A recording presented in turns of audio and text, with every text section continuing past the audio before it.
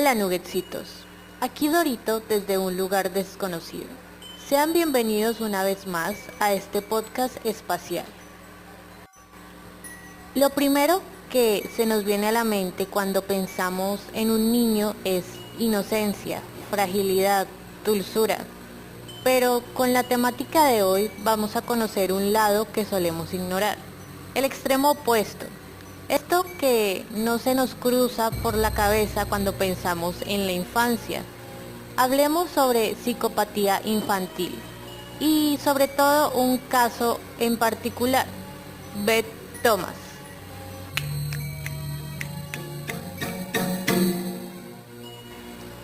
Pero para empezar a hablar del tema debemos tener claro algo.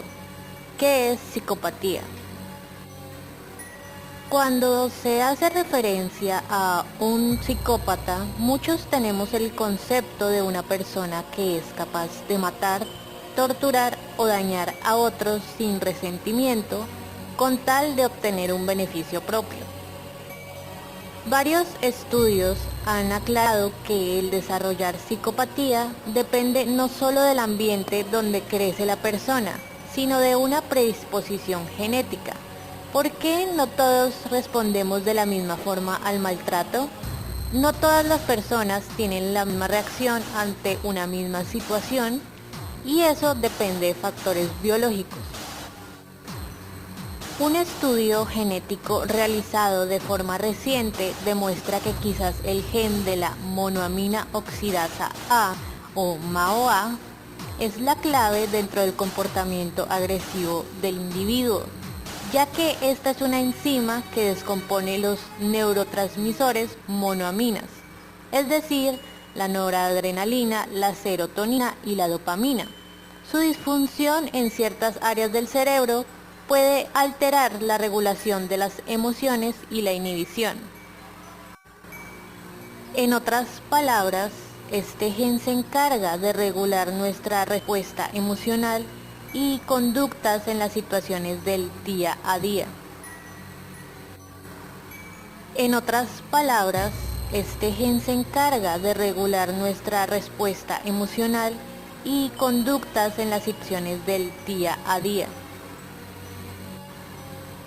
También es muy importante entender que la serotonina, que es un neurotransmisor relacionado con el control de emociones y estado anímico, tiene un papel muy importante en la psicopatía, ya que trabaja como modulador de la conducta agresiva. Lo que quiere decir que, entre menos producción de serotonina hay, más reforzada se encuentra la conducta agresiva. Pero, ¿qué efectos tiene esto en el individuo como tal? En los años 90 se realizó un estudio a 41 personas normales y 41 asesinos. En los criminales se encontró que había más actividad en la región prefrontal del cerebro, que es la parte encargada de la adecuación de comportamientos en distintos ámbitos sociales. Y esto se traducía a lo siguiente. Neurológicamente, las personas perdían inhibición en ciertas zonas y, por lo tanto, no lograban regular su agresividad. Conductualmente les otorgaba comportamientos violentos, transgresores e irresponsables.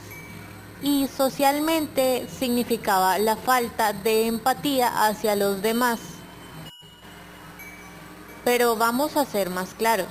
¿Qué características componen a un psicópata para la sociedad? Primero hay que aclarar que muchas veces se relaciona la psicopatía con trastornos mentales graves y, aunque puede llegar a suceder, una persona con trastornos psicológicos como la esquizofrenia o la bipolaridad no tienen automáticamente características psicópatas.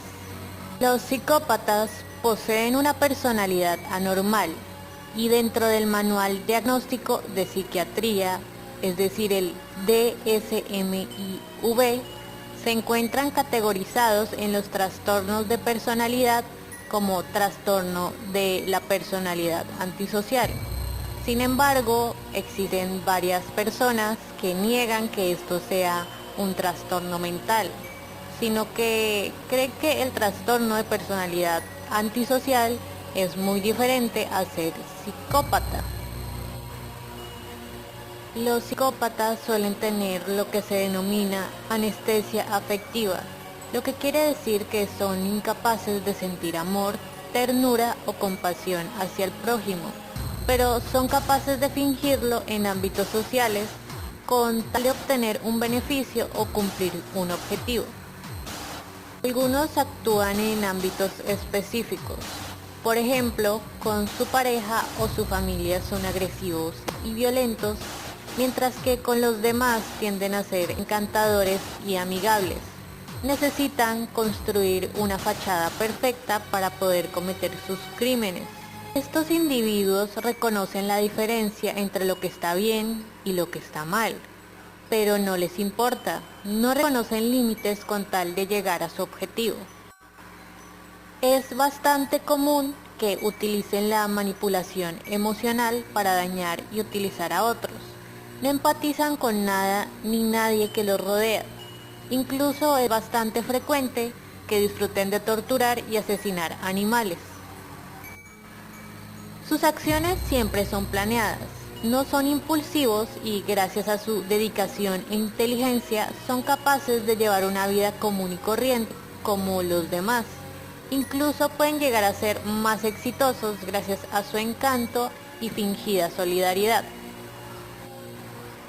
Por lo general, los tratamientos tienen poca respuesta positiva a menos que se lleven a cabo en la adolescencia o en la primera infancia, como pasó en el caso de Beth Thomas, de quien hablaré más adelante.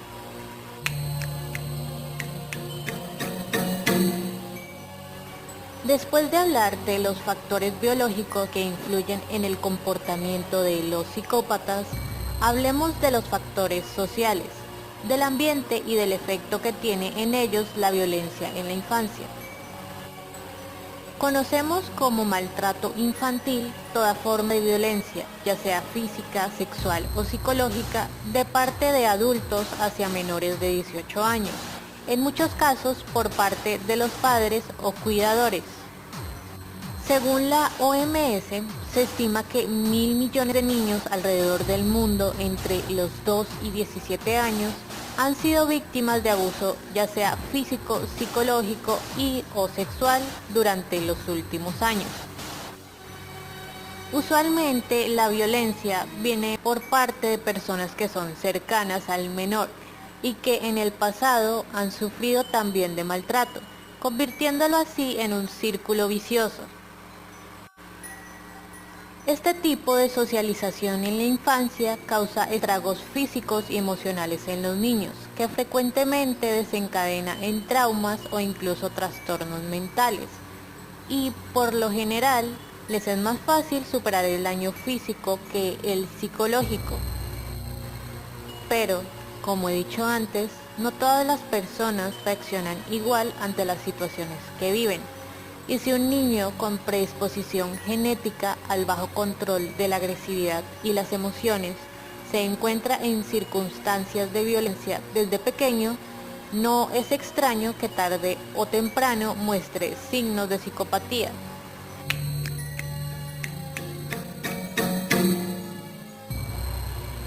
Usualmente los estudios respecto al tema de psicopatía están dirigidos hacia una población adulta, pero eso no quiere decir que no pueda estar presente en niños o que sea menos grave. Una de las principales razones por las que no se estudia tanto en niños es que, según algunos autores, la etapa de la niñez es sensible al desarrollo, por lo que hay ciertas características que se espera desaparezcan en la adultez. Sin embargo, otros autores afirman que es una etapa clave para identificar rasgos psicopáticos.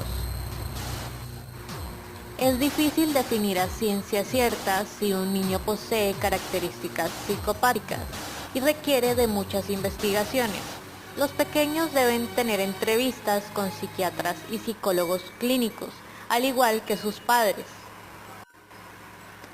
Esta particular población de infantes o adolescentes, a pesar de depender de un diagnóstico muy cauteloso, tiene comportamientos que son claves para reconocer que algo no va bien. Lo cierto es que suelen ser más difíciles, más traviesos, más agresivos y tener más dificultades para relacionarse con los demás que un niño promedio. Pero además de esto, también suelen mostrar comportamientos antisociales y desafiar constantemente a la autoridad, así como demostrar mucha frialdad, ser manipuladores y tener dificultad en experimentar ciertas emociones, como por ejemplo el miedo. Y aquí es donde nos damos cuenta que no solo se trata de un problema de comportamiento, sino un problema de personalidad que puede desencadenar en niños problemas para la sociedad que en la adultez sean un peligro mayor.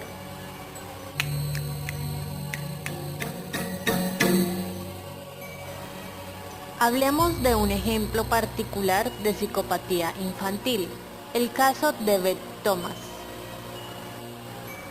Julie y Tim llevaban 12 años casados y deseaban tener hijos, pero en vista que no podían procrear, decidieron adoptar. En febrero de 1984 recibieron una llamada de servicios sociales aprobándoles la adopción de un niño y una niña, llamados Beth y John, él 7 meses y ella de 1 año y medio. Sin ninguna advertencia sobre los problemas emocionales que tenían los niños, firmaron la adopción. Estaban felices de compartir su vida con nuevos integrantes en la familia, pero esto no duraría mucho. Gradualmente se enteraron de la procedencia de los niños, y con ello muchas piezas comenzaron a encajar en el comportamiento inestable de ambos. En su anterior hogar, nadie los alimentaba o veía por ellos. Así que mientras Beth pasaba el día con una caja de cereal, su hermano duraba horas e incluso días con pañales sucios y rodeados de orina y botellas de leche descompuesta. Tan abandonados estaban que incluso la parte trasera de la cabeza de John se estaba aplanando porque nunca le permitían o ayudaban a cambiar de posición. Su madre biológica murió cuando Beth tenía 1 año y ambos quedaron en manos de su padre biológico, que constantemente abusaba sexual y físicamente de Beth. Debido a estas experiencias traumáticas, la niña desarrolló lo que se conoce como trastorno reactivo de apego, que en síntesis es la falta de conciencia sobre el amor o la confianza hacia los demás en la niñez, debido al maltrato y la falta de cuidados básicos por parte de sus cuidadores, y a la vez desarrolló conductas sexuales inapropiadas, sobre todo hacia su hermano, a quien constantemente golpeaba, pateaba y pellizcaba en sus partes íntimas. También tenía una tendencia a lastimar animales, clavándoles alfileres con la intención de matarlos. Sus padres adoptivos, asustados con el comportamiento de la niña, llegaron al punto de encerrarla en las noches para que no le hiciera daño a su hermano ni a ellos. Incluso hay un momento en el que Beth es capaz de robar cuchillos de la cocina con la intención de apuñalar a sus padres y a John. Uno de los momentos más difíciles que tuvieron que vivir fue cuando Beth acorraló a su hermano y empezó a golpear su cabeza contra el suelo del sótano. Si su madre no hubiese llegado a tiempo, probablemente lo habría matado. Ante las dificultades, en abril de 1989, sus padres decidieron llevarla a una residencia para niños con su mismo trastorno, niños peligrosos para los demás y para sí mismos. En esta institución tomaban completamente el control sobre los infantes, tratando de enseñarles a razonar sus acciones y a aprender la diferencia entre lo bueno y lo malo. La intención dentro de este lugar es enseñarle a los niños a percibirse a sí mismos como personas valiosas, y que a través de buenas acciones desarrollen una adaptación ideal con los otros y una buena relación consigo mismos. Actualmente, Beth Thomas ya es adulta y su tratamiento fue un completo éxito, por lo que lleva una vida completamente normal.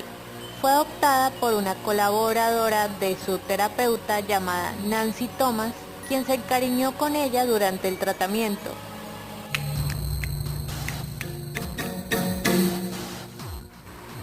Actualmente, Beth Thomas ya es adulta y su tratamiento fue un completo éxito, por lo que lleva una vida completamente normal.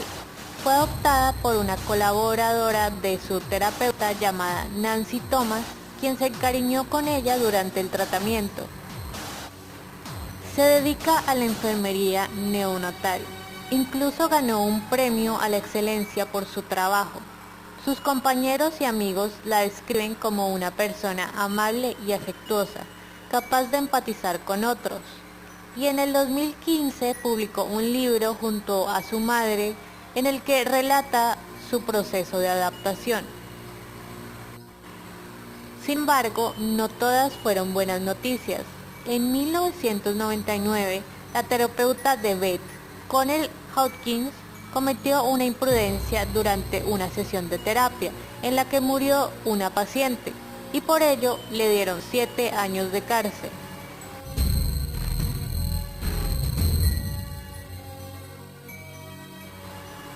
La mente humana es compleja, un laberinto de emociones y de ideas extrañas. Así como el caso de Beth, hay muchos más, pero gran parte de ellos no tienen un final feliz. Bien dicen por ahí, hay más psicópatas a nuestro alrededor que en la cárcel. Espero que la humanidad algún día logre reducir este tipo de casos y que el maltrato infantil deje de ser una constante en nuestra existencia.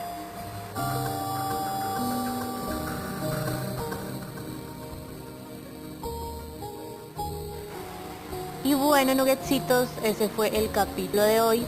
Pueden ver el documental sobre Beth Thomas en la sección de extras.